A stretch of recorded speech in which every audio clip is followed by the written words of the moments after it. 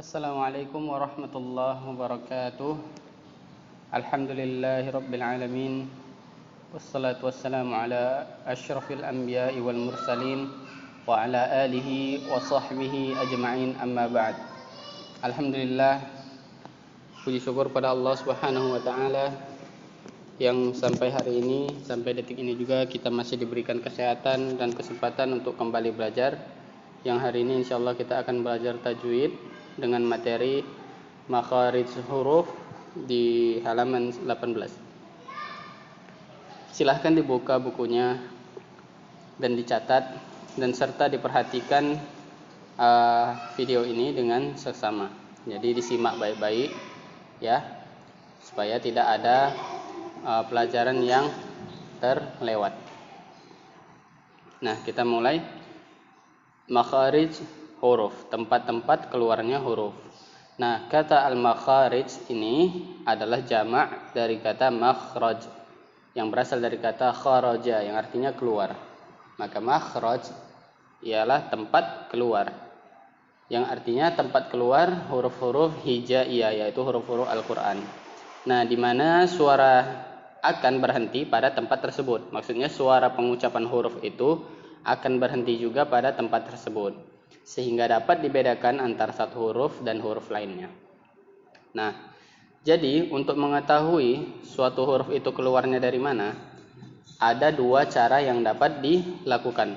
Yang pertama, menambahkan hamzah, ya, seperti A, tandanya seperti itu. Menambahkan hamzah pada huruf sebelumnya dan menambahkan tasydid pada huruf tersebut. Kemudian menambahkan hamzah pada huruf sebelumnya dan mensukunkan huruf tersebut.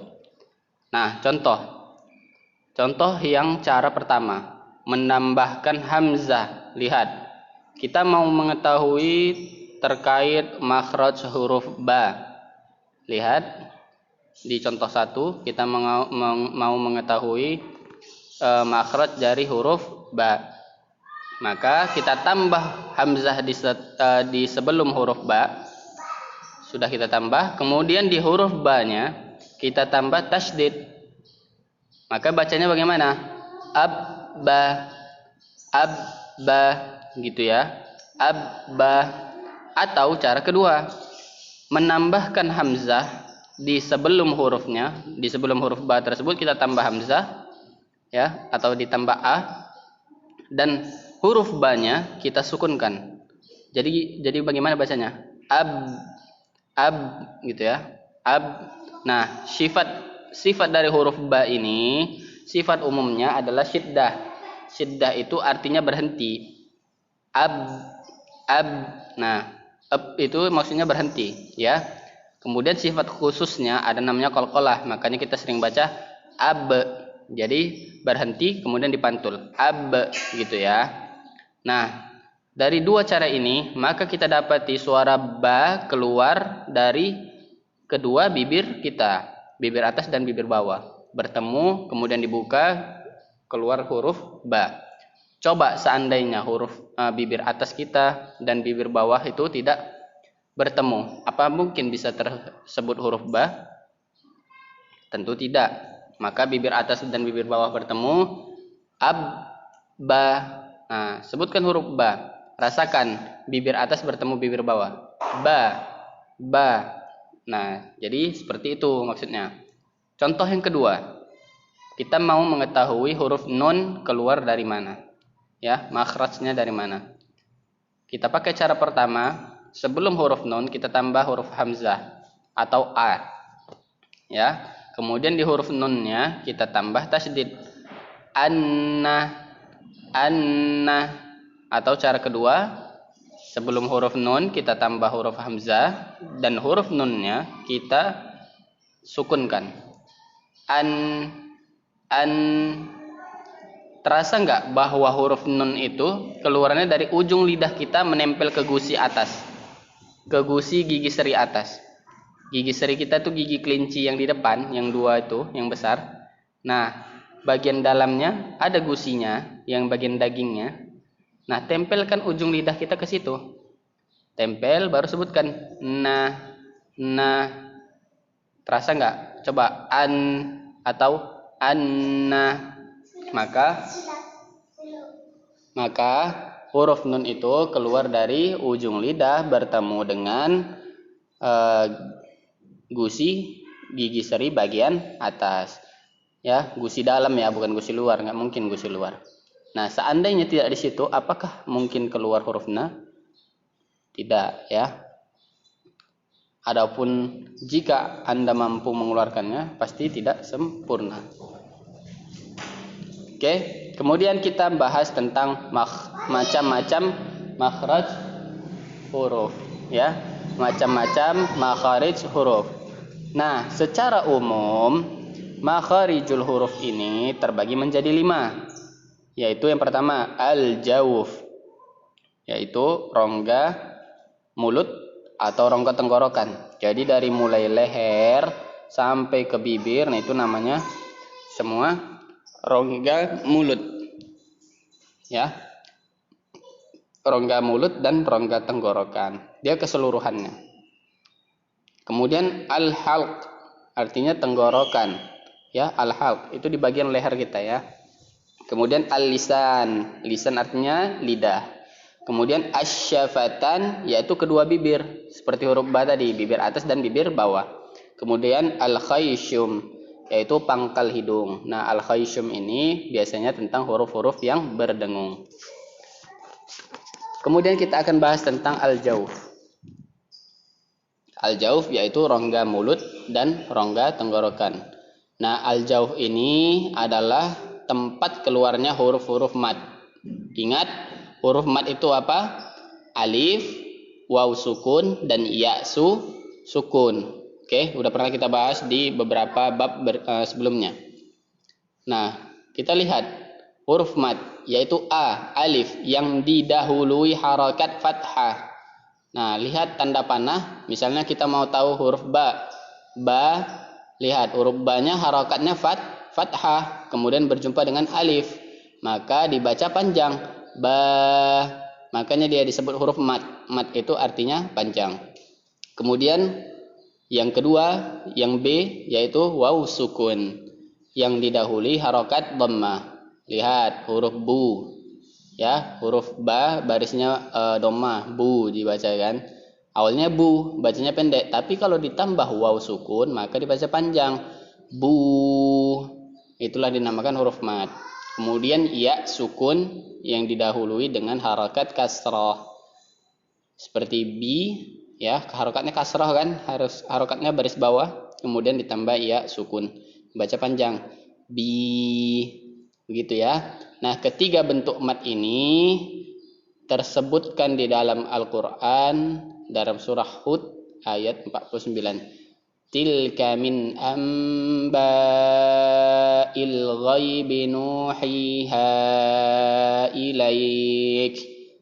Ya, nuhiha, nunya panjang, waw sukun, sebelumnya harokat dhammah, kemudian hi-nya panjang karena ada ya sukun, sebelumnya harokat kasrah, kemudian ha-nya panjang karena ada alif, sebelumnya harokat fathah. Nah, lihat ini gambar yang 1, 2, 3. Yang pertama a ya. Jadi mulutnya dibuka. Ba misalnya panjang. Ba. Kemudian huruf gambar nomor 2 tentang waw sukun. Maka dibaca bu panjang dengan memonyongkan bibirnya. Bu. Bu. Kemudian yang ketiga, gambar yang ketiga yaitu ya sukun. Ya, dirapatkan giginya. Bi, ba, bu, bi, gitu ya. Nah, mudah-mudahan yang itu bisa dipahami ya.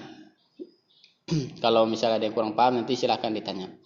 Kemudian yang kedua kita bahas tentang al-halq, yaitu tenggorokan. Nah, makhraj ini terbagi menjadi 3 bagian. Tenggorokan bawah, tengah, dan atas. Bawah itu di bagian, lihat kalau ada, coba rasakan, pegang lehernya sendiri, ada bagian jakunnya. Nah, di bawah bagian jakun itulah namanya tenggorokan bawah. Ya, coba ditekan.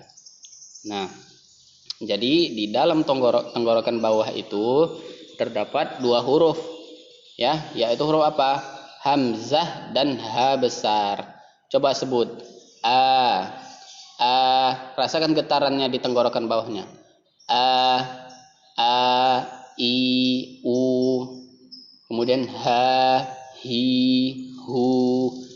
Rasakan getarannya.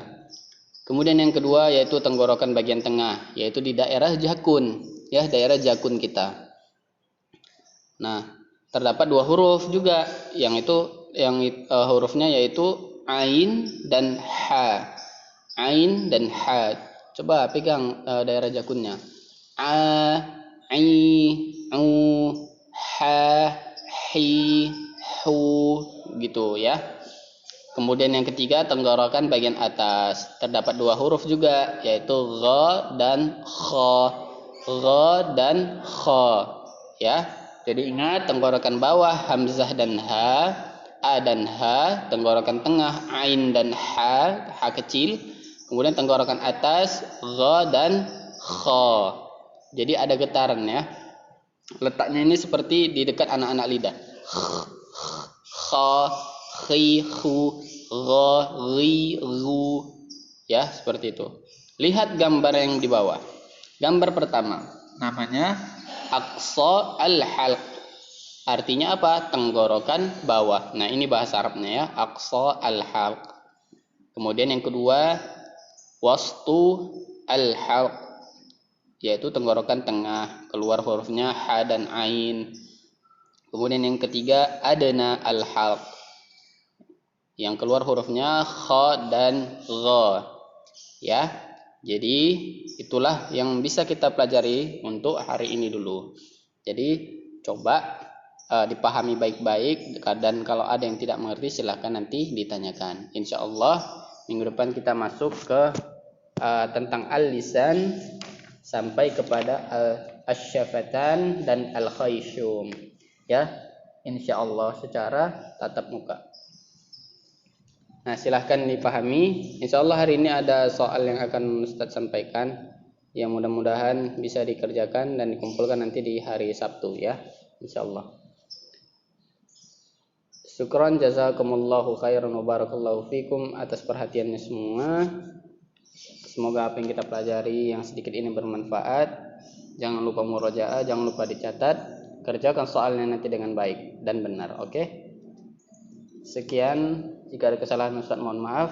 Assalamualaikum warahmatullahi wabarakatuh.